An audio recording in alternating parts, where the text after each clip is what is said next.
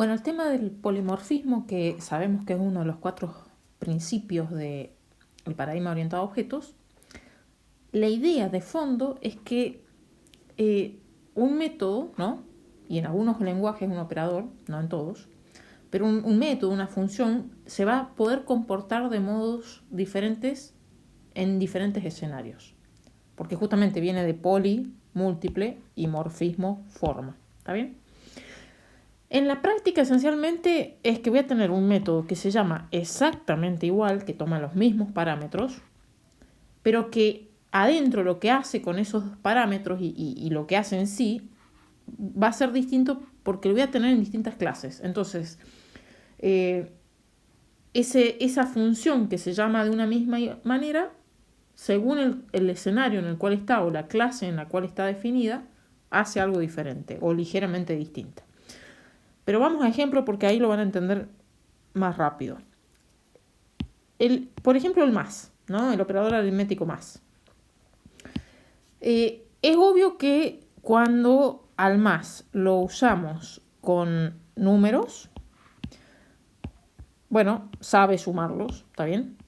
Pero analicemos de fondo. O sea, acá está sumando 2 objetos del tipo int. Bueno, en el caso de Python, ¿no? O integer, o doble, o float, no importa. Pero está sumando dos valores que tienen ese tipo de datos, ¿no? Ahora, sin embargo, ese mismo más, porque se llama igual, si yo le paso algo del tipo str con algo del tipo str, de repente sabe qué hacer. O sea, agarra esos dos y ahora los concatena. O sea, que fíjense, ¿qué es lo que estoy diciendo? Se llama igual, es el más, en ambos casos, pero dependiendo del contexto, o sea, del tipo de dato, por ejemplo, que le estoy pasando, sabe que en un caso los tiene que sumar y en el otro caso los tiene que concatenar. ¿Está bien? Pensemos ahora en algo más genérico todavía. Supongamos que tengo una pieza de ajedrez, ¿no es cierto? Obviamente polimorfismo está muy ligado, muy combinado con herencia.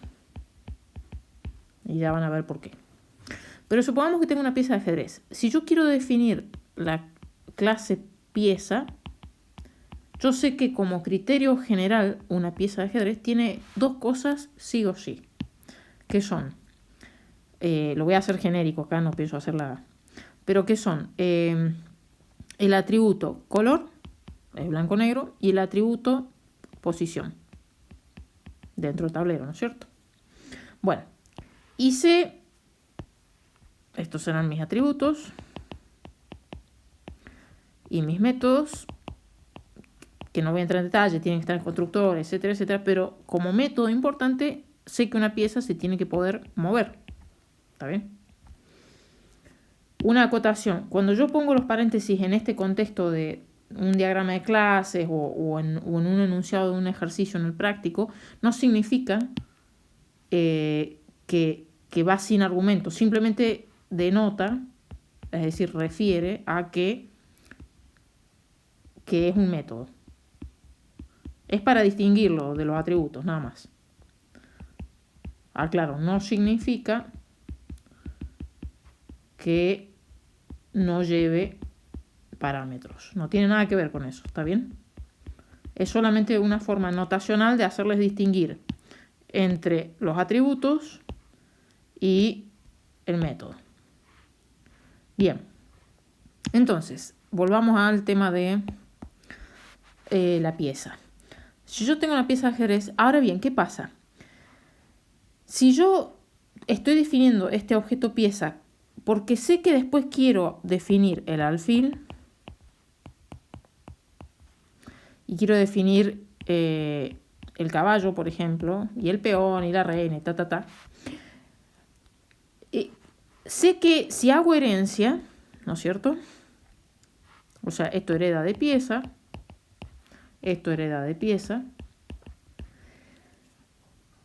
Es ideal porque sé que esto lo tienen todas las piezas de ajedrez, cualquiera sea.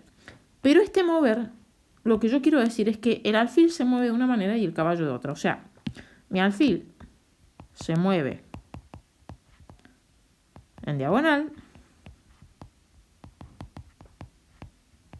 Entonces, La implementación que voy a tener que hacer de mover es algo muy específico. Es muy particular al alfil, ¿está bien?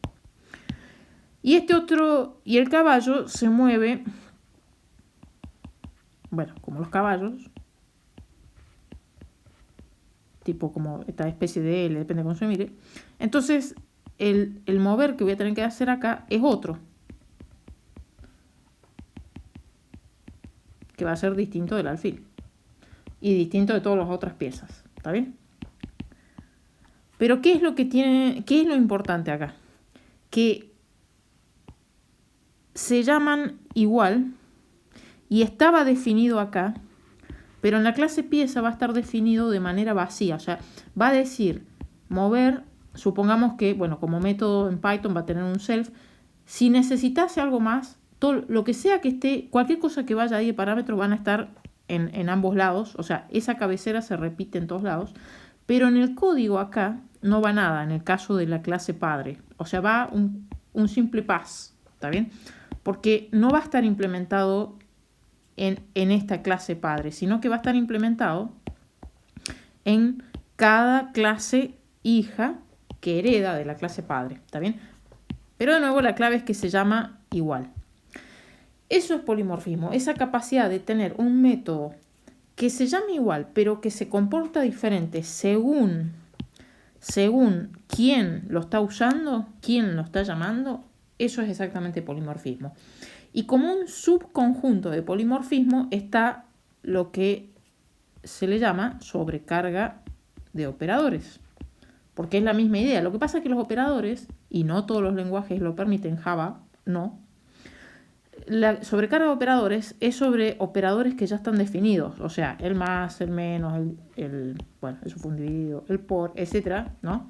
Puede haber más, puede haber menos. Python tiene bastante, está bueno en ese sentido. Y son cosas que ya vienen en el lenguaje, o sea, me permite, si el lenguaje quiere, modificarlos a mí, como en el caso de Python. Pero es, de nuevo, el mismo concepto, darle a algo múltiples funcionamientos, al mismo comando u operador, múltiples funcionamientos dependiendo de qué le pase. ¿Está bien?